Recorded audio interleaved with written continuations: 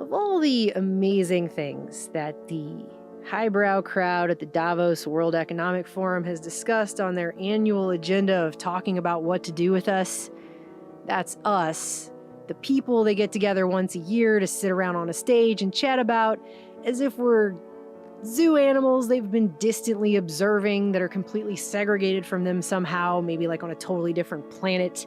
And them as in the people who the rest of us never voted for, and most of us never even asked their opinion one single time, but seem to make an annual habit out of discussing what's to be done with us as if they've unilaterally decided they're just in charge of that somehow. Just chatting it up over there with the finger sandwiches and the Perrier, talking about things like mind control. What we're trying to figure out is how to decode the signals of the brain. A future where elites own us through our biometric data. Control of data might enable human elites to do something even more radical than just build digital dictatorships. By hacking organisms, elites may gain the power to re-engineer the future of life itself. Maybe the most eye-popping thing that we've personally heard over the years is this concept that in a few years from now, actually, we're all gonna just own nothing and like it. Why do you want to own your cell phone? I mean, you want the function, you want the service, right? Why do you want to own a cell phone if you can just lease it? And if you lease, why shouldn't you lease your refrigerator or your washing machine or your dishwasher? Or why do you want to own it? I mean, it's not like the plastic and the metal. It's like, I own it. You know how much a car drives? How much of its life? 4%. Or if you take a drill, it's used 15 minutes. It's not a lot, is it? And most of us, I know there are some guys here that really love to own a drill. But for the rest of us, we just want a hole in a wall, right? Why don't you want to go into a business model where the company owns it? Why don't you want to go into a business model where the company owns it? Why don't you want to go into a business model where the company owns it? I mean, yeah, why wouldn't you just want to go into a business model where you literally don't have anything at all? I mean, it's like your body. You don't really need your DNA, right? Like, you don't really need this stuff in the middle. You just want the walking, talking machine, right? So, like, why do you even need to own that? You should just let the company own it. You should just let the companies own everything. They should just be like the new monarchs of the future. We should just let them own us and everything else too. And we should literally have nothing at all, so that the power dynamic is absolutely 100% zero in our favor. That makes so much sense. That is brilliant. Why didn't we all think of that? Why didn't we all just think of being slaves to corporations? Thing is, we've been talking about the authorization future for a long time on this channel. It just isn't as sexy a topic as aliens and UFOs, so it tends to make some people's eyes glaze over. But you can really start to see it happening out there now. The future we're talking about isn't based on some one-time authorization either. At its mealy black heart, social credit is about continual reauthorization. So it'll be about the maintenance of your status. When I think about the flaming circus hoops the average person has to jump through just to qualify to rent a home here, and how prices have been continuously going up, and how even if you jump through all those hoops like an expert and get straight tens from the Olympic judging committee watching your performance, they could still kick you out on the street at the end anyway for whatever arbitrary reason they dream up. Then try to wrap my mind around a time when continual reauthorization will play into everything, including, I guess, the newly created privilege of being able to use a screwdriver when you need it. I'm really not sure how anyone could live even remotely comfortably in a world where they own nothing and, quote, like it. And I think we're going to a place where we just want mobility, where we don't care so much about owning a car. It's actually a little bit of trouble. If you just come to driverless car and pick me up and I can drive around and this car will be driving all the time. Things can be taken away at a whim, but even this parliament member from Davos writes about the pitfalls. Once in a while, she writes, I get annoyed about the fact that I have no real privacy. Nowhere can I go and not be registered. I know that. I know somewhere everything I do, think, and dream of is recorded. I hope that no one will use it against me. Like living in a world where everything will be based on a digital passport system of inclusion or exclusion, based on an ever-shifting goalpost, based on whatever we're told is the greater good this week. and a world where even if you play by all of those rules, you could still be voted off the island anyway for wearing an ugly hat or using an off-limits word or having an off-limits thought or whatever reason they come up with next because, well, you hold none of the cards. You aren't even allowed to own a card, let alone the many cards it would necessitate to play the game because you literally have no power in that relationship whatsoever. Enter Meta. Hey, and welcome to Connect. Today, we're going to talk about the Metaverse. You know I was going to have to go here. Facebook, as you have likely heard, because the ads are everywhere now, including the movie theater, they announced right before Halloween that they've officially changed their name to Meta, short for Metaverse. Now, the best way to understand the Metaverse is to experience it yourself. How we actually experience the world and interact with each other. Experience the world, experiences. You're going to be able to move across these different experiences in the experience. You're going to be in these experiences. Many of the most immersive experiences, just a fundamentally different experience. You can start to see how the Metaverse is going to enable richer experiences and really bring them into these shared experiences. Now, there's a lot that needs to get built to create experiences like this. New experiences that you're having to a completely different set of experiences in the Metaverse. Different kinds of Metaverse experiences, the most important experience of all, experiences. The system has promised all of this equality, and this right here is looking like the only place where people will ever get to have anything even remotely close. And actually not really, because in reality they'll only get to have a digital pretend world made up of digital non-existent stuff.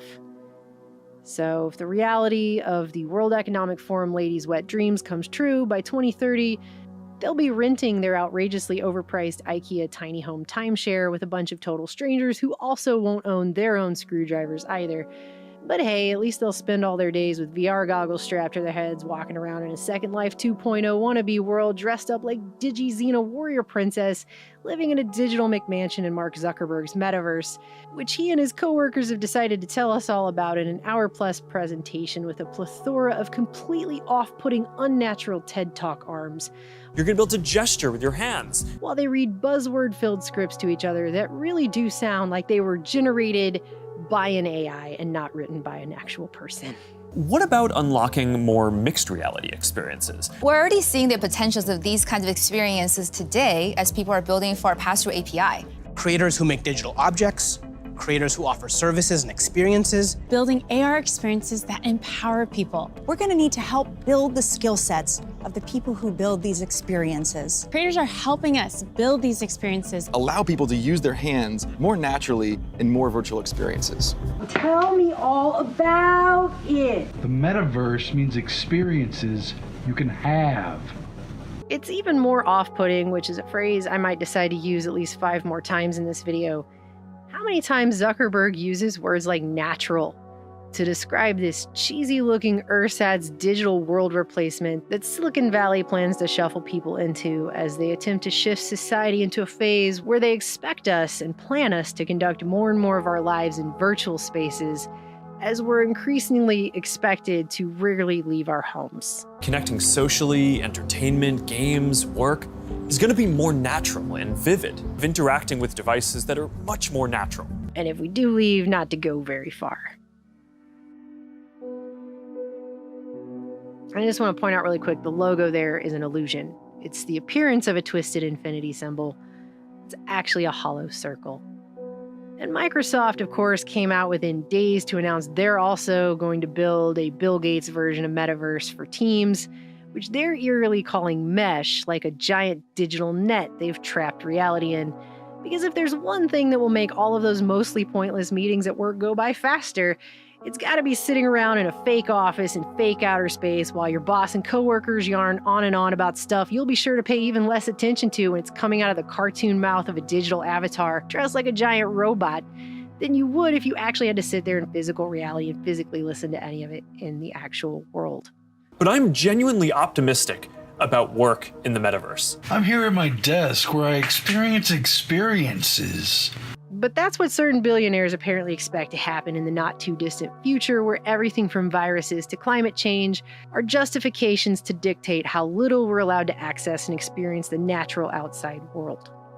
It's like all those science fiction movies from Body Snatchers to Stepford Wives are actually on the verge of sort of kind of coming true, but in a much lamer way. We've talked about it before. You remember the 2009 Bruce Willis movie Surrogates, right? The plot revolved around a high-tech future where the majority deemed the world too dangerous and scary to physically exist in the day-to-day, so everyone just opted to stay inside the safety of their own homes and send more attractive, physically fit, remote-controlled humanoid robot versions of themselves out into society that they could live vicariously through instead. From now on, we're going to be Metaverse first, not Facebook first.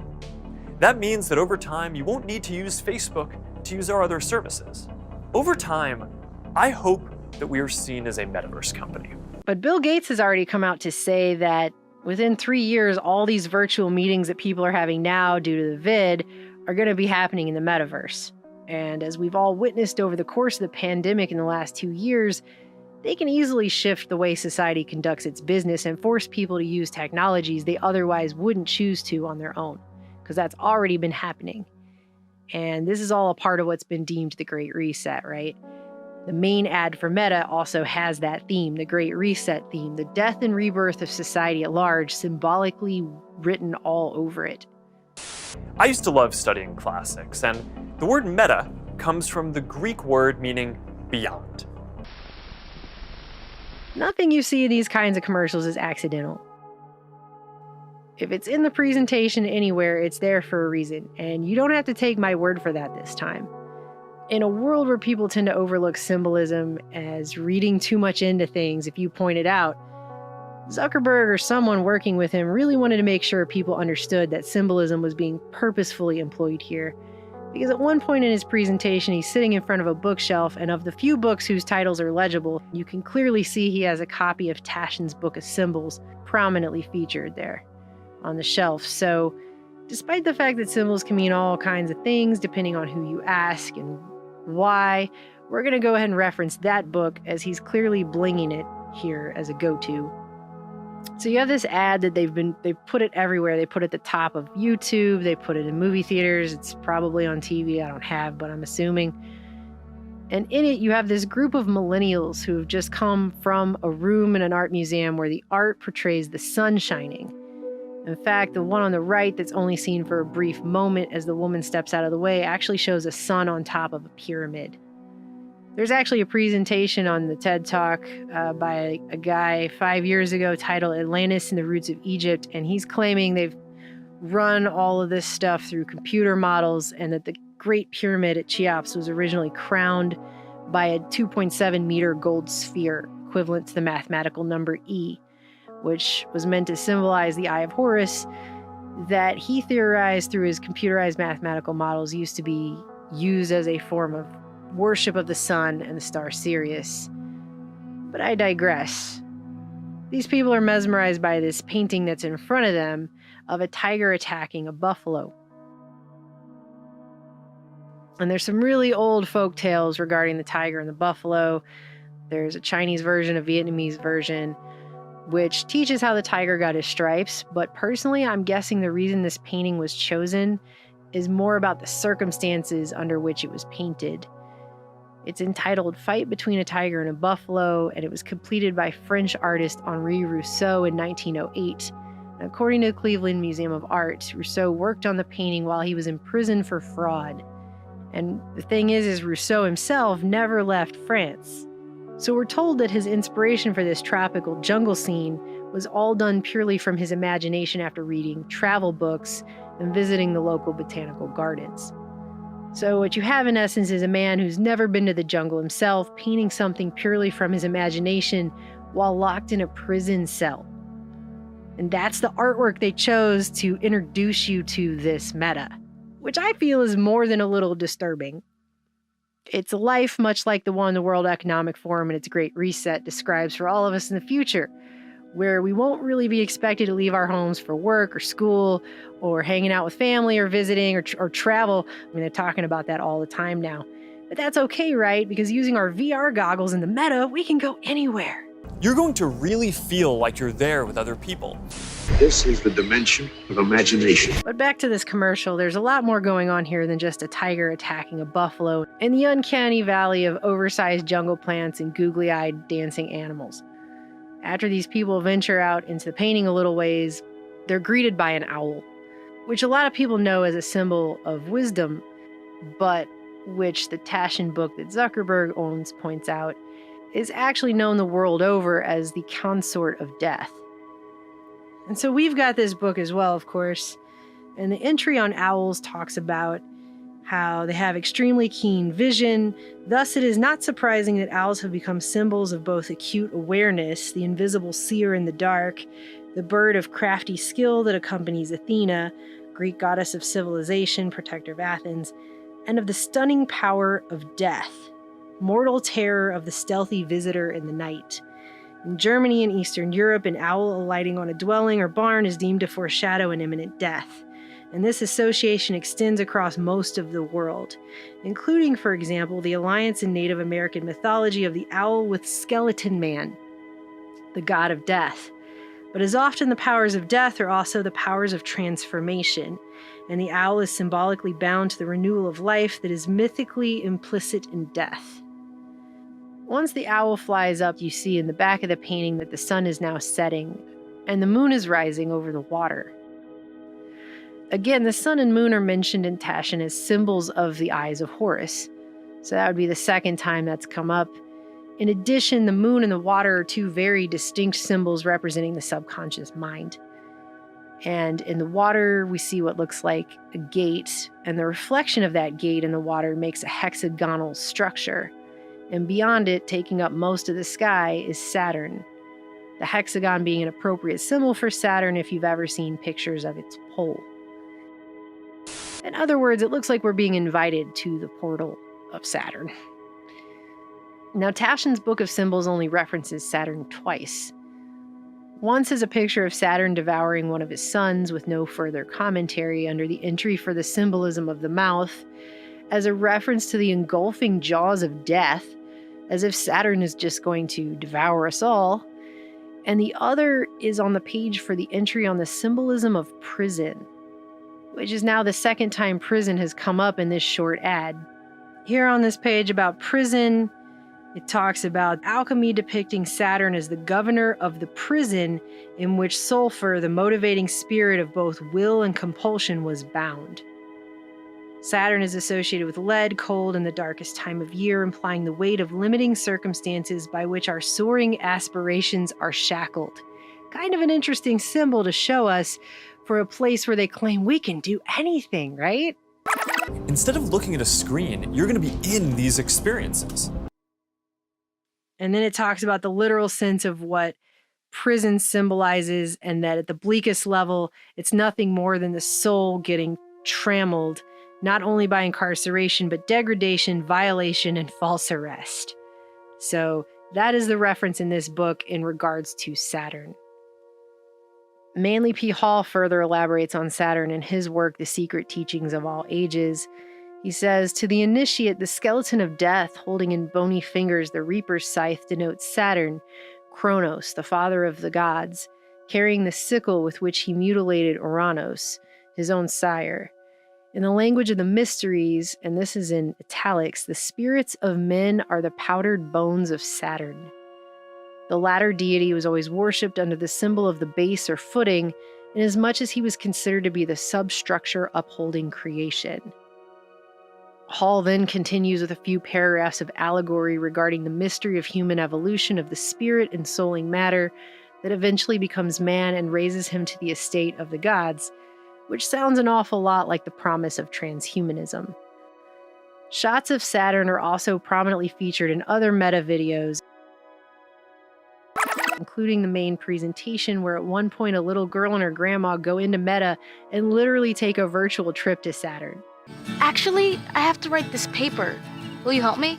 Let's take a closer look. What part of the solar system are we talking about? Saturn. Just in case the symbolism hasn't been picked up on any of the other times it's been shown, which is a lot. An image of this moment where these two are staring at Saturn from the perspective of the viewer, which means the viewer is also staring at Saturn, was also sent out as the official announcement of the name change on the Meta Newsroom's Twitter account. And right after the name change was announced, too, just by the way, a hashtag went momentarily viral on social media, #FacebookDead, because apparently the word meta is pronounced like the feminine form of the Hebrew word for dead. And so that was going around the media as well. And just in case you weren't absolutely sure, I mean, this has really hit you over the head amount of confirmation of symbolism, repeated symbolic elements. Hey, are you coming? Yeah, just gotta find something to wear. This is probably the reason why Zuckerberg's wardrobe, because he's talking about how we can have all these outfits in Meta, his wardrobe consists of his usual black shirt and pants, but also a skeleton suit, just like the Native American mythology mentioned in Tashin suggests, and an astronaut suit, for when you go to Saturn or whatever. So it isn't my abundance of symbolism, but former Facebook's that Meta will be some kind of digital door to the underworld, well known in mythology to be a place where death and rebirth initiations are said to take place. And I just want to point out, too, that these people in this commercial kind of look like they're being forced to dance against their will. I mean, take out this upbeat music and slow it all down a little, and you tell me what's happening here. Because whatever it is, it kind of looks uncomfortable. And I get that they're making reality seem horrible right now, so that nobody will want to deal with it at all. But unless they're just joshing us here, I don't understand how they're going to get everyone to just accept reality being replaced so we can all live in the Ready Player One trailer park and hang out in what my friend Amy calls these 90s PlayStation graphics. Truly, I mean no disrespect when I ask this, but are they hiding the real tech somewhere in the back and presenting us with something they came up with 20 years ago just to see if we'll bite? Because Tupac's hologram back in 2012 blows all of this stuff they're showing in the presentation away, and that was 10 years ago. Heck, 70s Star Trek makes this look old, okay?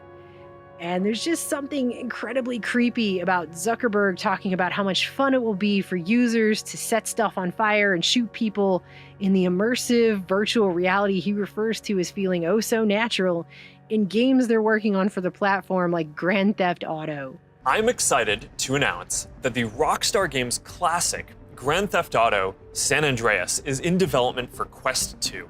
This new version of what I think is one of the greatest games ever made will offer players an entirely new way to experience this iconic open world in virtual reality. Because I guess they want people to be able to smack a hoe, right? In this immersive virtual world that he keeps talking about how real it is. Onward. Pistol whip. Blade and sorcery nomad.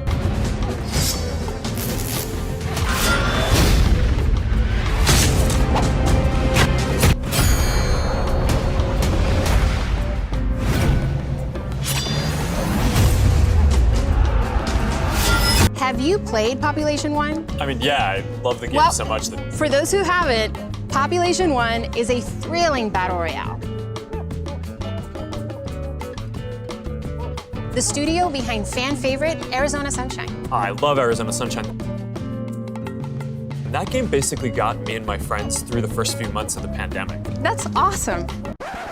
Okay, I'm sorry, just no. This is... These people seem to have no idea who they are and where they are and what they're doing and who they're talking to. At all. I mean, first of all, this isn't just some guy. But if it was just some guy and he was like, yeah, I played a video game for the first few months of the pandemic, nobody would be like, that's awesome! That game basically got me and my friends through the first few months of the pandemic. That's awesome! This reeks of that thing where you work for a rich person and you have to suck up to them and make them think every single thing they do is the most amazing thing anyone's ever done all the time, which is extremely creepy when you consider who this man is, how much power he has, and what he's trying to do here. But he is this person who's trying to do this here, and he's gleefully talking about how during the first few months of the pandemic, he was playing a first-person shooter game of infected people during the first few months of a time when people were dying of infections. I don't know. It's just, It's a stunning lack of self-awareness that just permeates this entire presentation in a way that's actually pretty comical and hilarious, and would be funnier if this wasn't actually a thing they're actually talking about actually doing to us all. It's not like this fixes anything regarding inequality. That's the thing. Did you guys see that show Upload? It's the one where the guy, it came out in 2020, so it was perfectly timed. And it's about this guy who dies and he gets uploaded into the cloud for his afterlife. 10 a.m. Breakfast is over.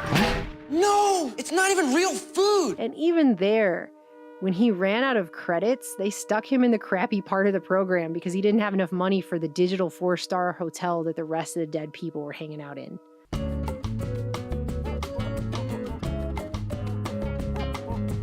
I mean, it's like humanity didn't bother to solve the very real problems of insane wealth inequality, poverty, hunger, healthcare, all these things, right? So I guess screw it. We'll just all jump ship and go to Mars and hang out in Meta instead, right? As if those unsolved issues are the homework that's just going to get shoved under the bed and not going to come due anyway, right? It's not going to be following everyone around like shadow monsters wherever they go. It is. It's just going to migrate to these new places because it wasn't solved. It's not been fixed. Well, I think the sort of transcendent theme of all this symbolism, from the commercial to the heavy-handed use of Saturn again and again, both in the commercial and the presentation, and probably elsewhere if you look for it, is the fabrication of this new world. As far as I've seen so far, no one is really creating a truly unique, new, untouched world of imaginative possibilities. It's really mostly about recreating the natural world and then trying to lure people in to what is an ersatz. At very best, it's an imitation, and in reality, possibly a very shoddy imitation that doesn't come close. And what this has to do, in my opinion, with the symbolism of Saturn is that it's very compatible with this concept of the reset they're claiming for society, which theoretically could be whole and complete and overwhelmingly good. But again, you've got ersatz programmers at the switches. It's almost as if they're just trying to contain a herd and placate people rather than really offer a new, better way, right? Things were really messed up in the system as it was. There's all kinds of problems. We have been duly critical of as much of it as possible, but none of that has been solved, as Melissa said. There isn't a true fix to that. There hasn't been a deeper analysis of how to rectify everything. There's just been an offering of a new place to go screw up digitally. And sure, there's lots of possibilities, but you know, the mystery of Saturn surrounds the creation of everything out of nothing. Saturn is very much this death and rebirth place, but it's not death for death's sake. At least if you follow the Greek mythology, you know, it's death for the sake of a rebirth.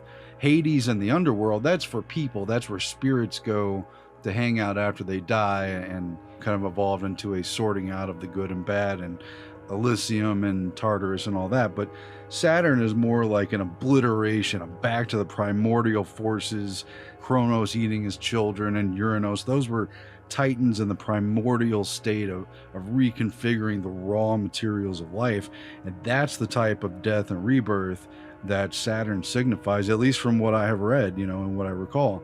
And so in Arthur C. Clarke's 2001, not so much the Kubrick movie, but to an extent, the character goes and dies on Saturn and is reborn after a process, and that consequences a necessary destruction of Earth 1.0 and then a rewrite, a starting over. And that's very frightening and looming. It could be for good or ill. It depends on who's at the switches, but I just don't trust these people. What I really see more than anything, and what we've seen in the last couple of years, is being cut off from the natural world. I think that's what this multiverse, this metaverse really signifies, and that's what's kind of troubling. You know, it's not just Facebook and other people.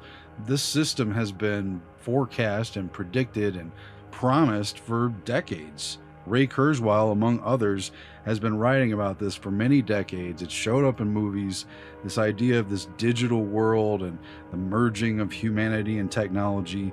But it is dependent upon, at least in their opinion, it's dependent upon cutting us off from the natural world, because we're not good enough for that world anymore. We, the many, have screwed it up, not the few who've controlled things, right? And with that, just in the last few months and years, we've seen this Orwellian newspeak changing of definitions, a policing of thought. Policing of thought was directly discussed at the World Economic Forum just a few years back. They're actually talking about using technology to see what kind of feelings and deceptive or guilty behavior is behind certain words and activities. Art, it's like a polygraph for your brain. There's a huge government program now to increase measurement technology for neuroscience. Anything that is in current conscious awareness can potentially be decoded. Those certain forms of mind reading, I think, for the most part today, requires the consent of an individual. But if we could get to the point where either you can have an unwilling suspect or an unwilling individual having their brain decoded in some sense, legal systems don't bake in any presumption that we can do that, and so there's no legal protections that could be afforded to you. And so if you look nationally, internationally, at whether or not there are any human rights, if there's any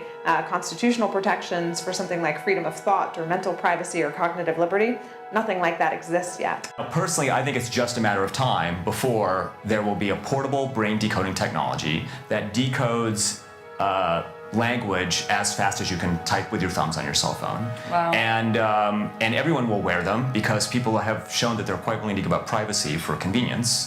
And so we're supposed to separate from our language and our vocabulary, and there's things we can't talk about even though they're happening in the real world. And if you say them, you get censored or penalized or just deplatformed altogether, right?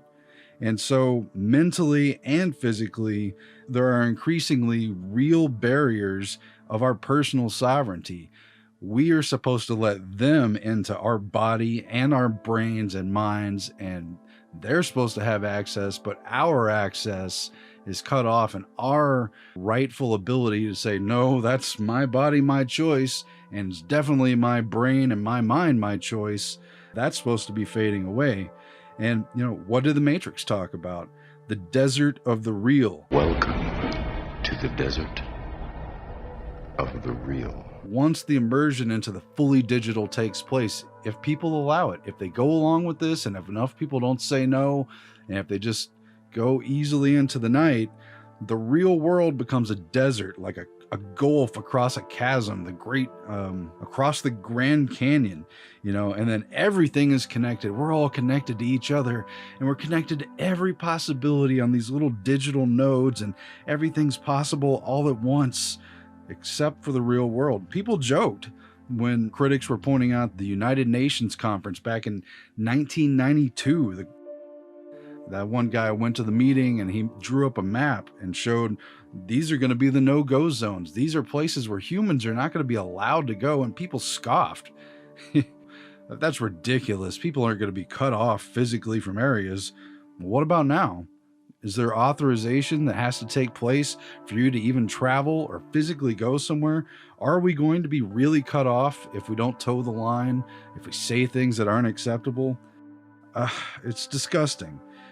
At the same time, there's this promise anything is possible in the new digital world, and that's what's going to fix the inequality, because anyone can do anything, and we're the drivers and we're the co-creators in this metaverse. At least it's supposed to feel that way. But don't forget the 101 rule of gambling. If you go to Vegas, okay, try your luck, have some fun, but don't forget the house always wins. And in this system, you can make or do anything you can think of, unless they don't like it, because then the programmers and the authorizers can bind you to just about anywhere. They can limit you to your own little blasé box.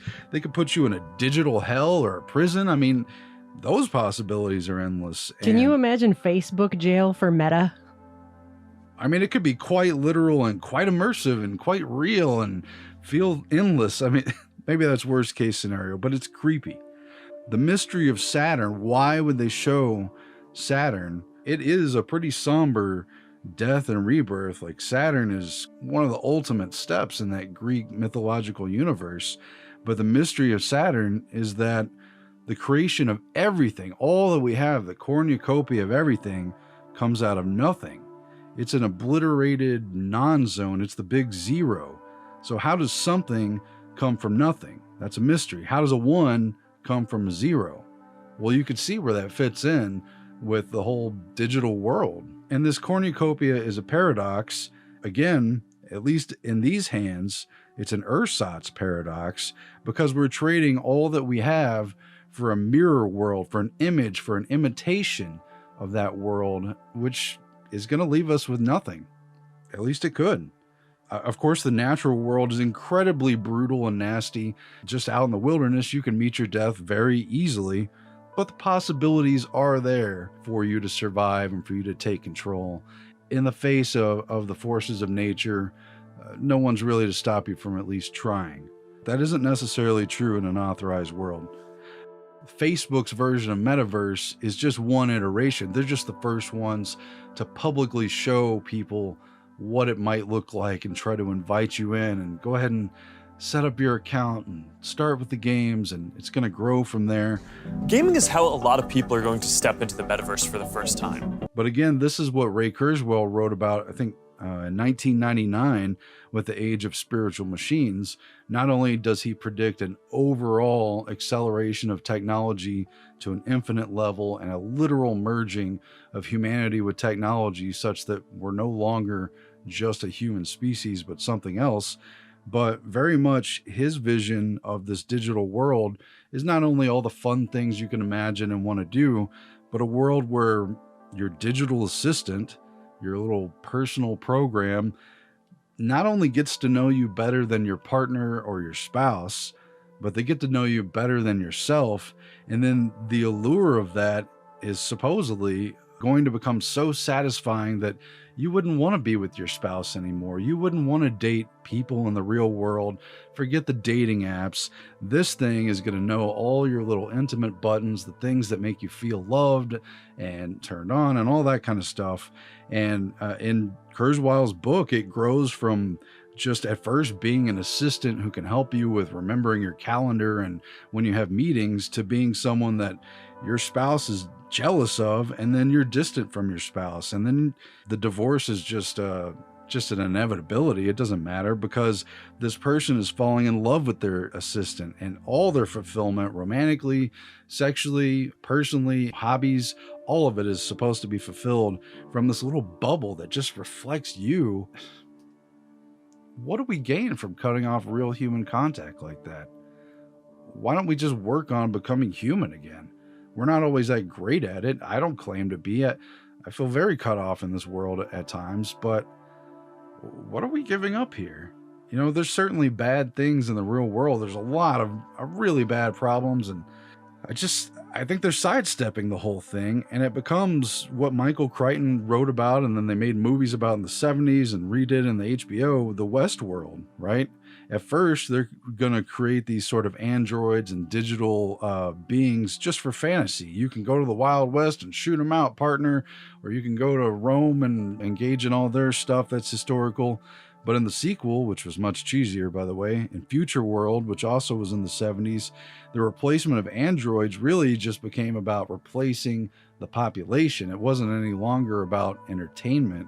It was about getting to people. It was like Body Snatchers, and they started with celebrities and influential people and journalists, but they were branching out to literally replacing and killing off the original analog versions of people until they had a programmable look-alike population, one for one.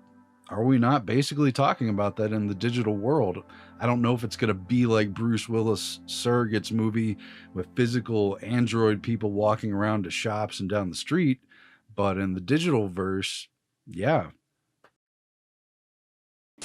A future where, with just a pair of glasses, you will be able to step beyond the physical world and into the kinds of experiences that we have talked about today. But Will there be experiences? They're going to unlock some pretty amazing experiences. From immersive experiences in fantasy worlds to cohesive augmented reality storytelling experiences. These are the most important experiences that you'll experience. That's why we experience experiences multiple times. Because this experience is totally going to be an experience. Are you now, or have you ever been experienced? Experienced experiences while you're experiencing experiences. These experience. Amazing new experiences. So the symbolic time of Saturn, not just in the myth, but in the way that it's been celebrated throughout history, both ancient and up to recent times. Saturn's time is at the Christmas time. It's at the solstice of the sun, when the sun is mythologically dead, right? That's Saturn's time to shine because the sun has gone to the underworld symbolically, and darkness reigns, and the world of everything under the sun, all that we are and all that we know and all that's already been done, where there's nothing new, that is subdued, and is a time when things are topsy-turvy. And instead of the king, the philosopher king, ruling over people theoretically, mythologically, the fool is king, and the rules are reversed, and it's foolishness and it's festivity and it's revels, only for a time, just in time for a reset, for everyone to blow off some steam, and then it's back to a new version of the rule of the king, only it won't be the same sun this time, metaphorically speaking. Sun symbolizing our natural world, the base reality. Base reality is not what they plan to deal with anymore. It does mean building more sensors into a form factor that's comfortable to wear for a while.